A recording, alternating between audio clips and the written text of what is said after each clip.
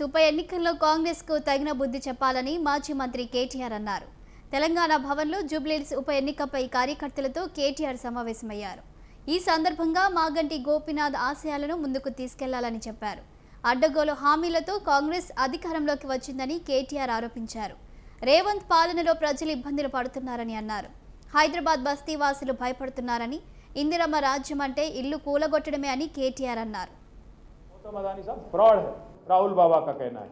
रेवंत बाबा क्या बोल रहे? नहीं नहीं नहीं, अदानी फ्रेंड है, अच्छा आदमी। राहुल बाबा बोलते गुजरात मॉडल बेकार है, रेवंत बाबा बोलते नहीं नहीं नहीं गुजरात मॉडल शानदार है।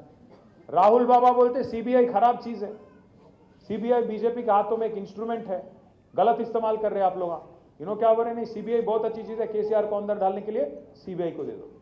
कर्नाटक में नो एंट्री है सीबीआई को, पर तेलंगाना में बराबर का एंट्री है। क्यों हो रहा है सब? क्योंकि दोनों बड़े भाई छोटे भाई मिले हुए हैं। आज आपके ఎర్రగడ్డ डिवीजन में काफ़ी सारे बस्तियां हैं, ఎన్నో బస్తీలు ఉన్నాయి ఎర్రగడ్డలో. మరి ఎక్కడ పోయినా ఇలా హైదరాబాద్లో ఉండే బస్తీ వాసులు భయంలో ఉన్నారు. ఎందుకు? ఎప్పుడు బుల్డోజర్ నా ఇంటి మీదకి వస్తుందో, ఎప్పుడు గులగొడతాడో. ఇందిరమ్మ రాజ్యం అంటే ఇల్లు గులగొట్టుడే ఉన్నది, ఇంకేం లేదు. ఇందిరమ్మ రాజ్యం అంటే ఇల్లు కూలగొట్టుడు తప్ప ఇంకోటి ఏం లేదు. ఇప్పటిదాకా 24 నెలల్లో హైదరాబాద్లో ఏం చేసినవా అంటే గరీబుల మీద వడుడు, ఇల్లు కూలగొట్టుడు, వాళ్ళకు కాగితాలున్నా కాగజాదున్నా మొత్తం తీసి అవతల వారేసి. పిల్లలు బ్యాగులు తీసుకునే టైం ఇస్తలేరు, వాటర్ బాటిల్ తీసుకునే టైం ఇస్తలేరు పిల్లలకు, స్కూల్ పిల్లలకు. తీసుకోకుండా కూలగొట్టి పోతున్నారు ఇవాళ తప్ప 24 నెలల్లో ఒక్క కొత్త ఇటుక పెట్టిండా రేవంత్ రెడ్డి?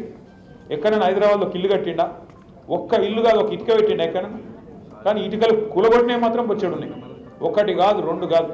పెద్దవాడు పేదవాళ్ళు అనే తేడా లేకుండా పనిచేస్తామనే ఆలోచన కింద ఉంటే మరి ఒకటే తిరిగి పనిచేయాలి. అదే ముఖ్యమంత్రి గారి అన్ననేమో చెరువులో ఇల్లు కడితే ఆడికి హైడ్రా పోదు, బుల్డోజర్ పోదు. మంత్రులు చెరువుల తాలాబ్ల ఇల్లు కడితే ఆడికి పోదు. మేము సాక్ష్యాలతో సహా ఇచ్చినాం, పేపర్లో పెట్టినాం, టీవీలో పెట్టినాం, బయట పెట్టినాం. ఇగో పట్నం మహేందర్ రెడ్డి ఇల్లు చూడు, పొంగులేటి శ్రీనివాస్ రెడ్డి ఇల్లు నీళ్ళల్లో ఉంది, వివేక్ డాక్టర్ వివేక్ మీ దగ్గరనే తిరుగుతున్నాడు మంత్రి, ఆ ఇల్లు నీళ్ళలోనే ఉంది, కేవీపీ రామచంద్రరావు ఇల్లు FTL ఉంది. వాళ్ళ ఉలగొట్టి ఇక్కడికి రా నువ్వు అంటే మాట లేదు.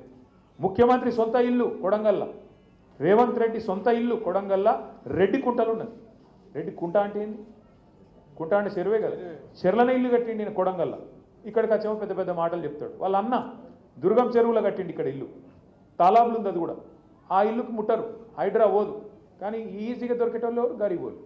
అడిగేటోడు లేడు, మిమ్మల్ని కాపాడేటోడు లేడు అన్నట్టు, మీకు ఆవాజ్ లేదన్నట్టు కొట్టేస్తాం. తోడు దెంగే కోన్ దేకితే క్యా కర్లేతే అన్నట్టుగా ఈరోజు వ్యవహారం ఉన్నది. దయచేసి నేను మిమ్మల్ని కోరుతున్నా, ఇవాళ ప్రభుత్వం కాంగ్రెస్ పార్టీ వాడు ఏమంటుండంటే మాకు ఓటేసి నీ ఏళ్ళతో నీ కంటినే పొడిపించే కుట్ర చేస్తున్నాడు.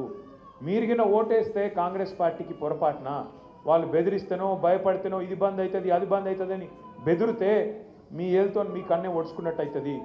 మీ ఇల్లు కూలగొట్టుమని హైడ్రాకు మీరే లైసెన్స్ ఇచ్చినట్టు అవుతుంది. యాది పెట్టుకొని ఈ మాట. ఒకవేళ మీకు కనుక రేపటి రోజున మళ్ళా కేసీఆర్ రావాలి అంటే సురుకు పెట్టుడు కాంగ్రెస్ పార్టీకి ఇప్పటి నుంచే మొదలు పెట్టాలి. జూబ్లీహిల్స్ నుంచే మన జయత్రయాత్ర మొదలు కావాలి. మంచి 5 ఏళ్ళు మీకు సేవలు చేయాల్సిన మాగంటి గోపీనాథ్ గారు దురదృష్టవశాత్తు అకాల మరణం రావడం మనందరం కూడా బాధపడ్డాం. అందరం కూడా ఎట్లెట్లా అని చెప్పి పరేషాన్ అయిపోయిన పరిస్థితి. ఇలా సునీతమ్మ ఒక దిక్కు తిరుగుతున్నది, అలా ఇద్దరు పిల్లలు దిక్కు తిరుగుతున్నారు, ఆడపిల్లలు మొత్తం గల్లీ గల్లీ తిరుగుతున్నారు. అందరి దగ్గర పోయి గోపీనాథ్ గారి ఆశయాలను మేము ముంగట తీసుకుపోతాం, మాకు అవకాశం ఇవ్వండి, మీరు గోపీని ఎట్లా ప్రేమించారో మాకు కూడా అట్లా అవకాశం ఇస్తే పని చేస్తాం అని చెప్పి ఆడబిడ్డలు ముగ్గురు కూడా మీ ఆశీర్వాదం కోసం మీ దగ్గరకు వస్తున్నారు. తప్పకుండా మీరు ఆశీర్వదిస్తారని చెప్పి కూడా నేను మనసు